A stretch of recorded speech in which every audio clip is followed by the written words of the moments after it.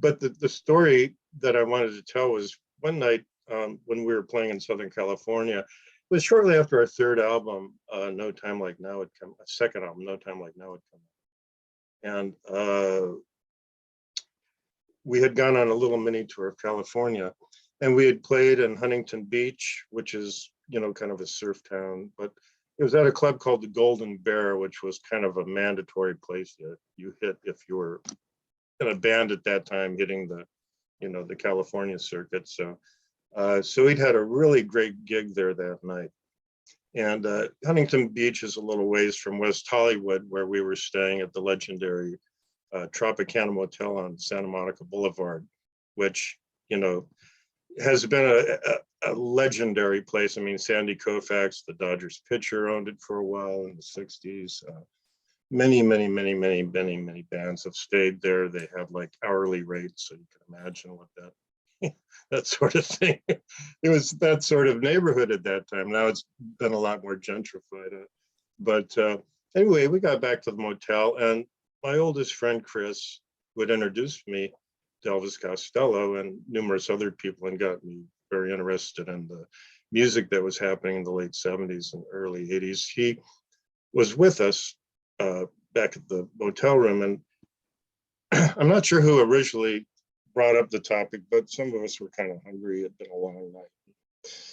We're in Hollywood. We figured somewhere had to be open. So Chris and Larry Decker, bass player and Translator, and I left the motel. We walked across the street, and we saw a sushi bar. So we walked up, and the door was closed, but we knocked on it anyway. And this guy answered the door, and we said, "Can we come in and just get something quick?" And he said, "Hey."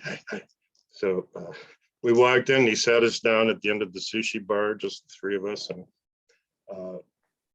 we were sitting there. And we were eating for a while, and you know, we were being very grateful and talking to the owner a little bit. And you know, I took Japanese for a while, so I understood some of what he was saying in Japanese. Oh, wow. So it was just a nice, quiet evening. Suddenly, there's a knock on the door, and the owner gets up and he goes over and answers it. And there's kind of a pause there for a while. We don't really think of it. I mean, we think the place is closed. He's going to tell him to go on, and so he's like, "Hey!" And Elvis Costello walks in. And we're kind of looking at each other like, "Oh, it's Elvis Costello." And anyway, they sit him down. Like, I think it was like right next to Larry, who I was sitting next to.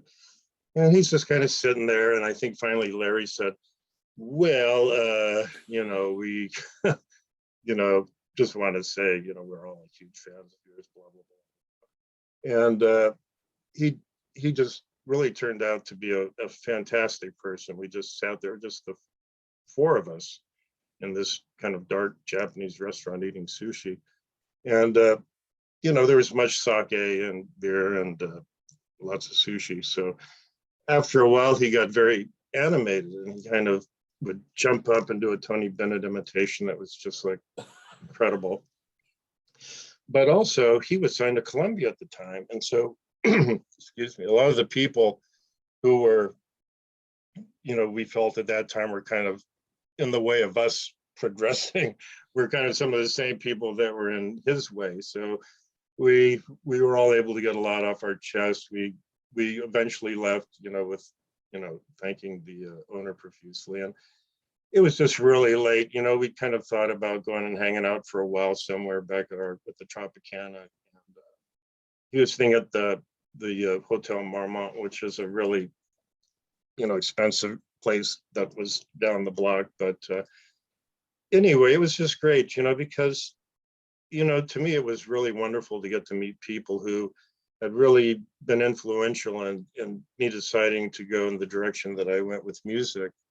And, you know, I got to meet, you know, Joey Ramone and Chris France and Phil Lynott, all kinds of just, you know, great musicians. And, you know, the thing was, most of them were just very nice, down to earth, generally shy people, you know. I mean, none of them were like these, you know, kind of outrageous, you know, the types of images that we see publicly are not generally what people are personally. It's something I think all of us kind of get into because we have that need. So, but it was just the meeting Elvis Costello was wonderful. The next day he was actually going up to play in San Francisco. I think we were going to San Diego or La Jolla, somewhere down there, San Diego State. And there was a station at the time called The Quake that was playing a lot of new music. And he was doing an interview. And so I, of course, wasn't there to hear it, but people said that I know who did hear it say that he spoke really highly of us, and he'd listened to the cassette we'd given him of the second album. He really liked it. And, he didn't really have to do that, but he's just a very genuine, great person. And so 415 really gave me the opportunity to be in that position to do that, and I felt very grateful for it.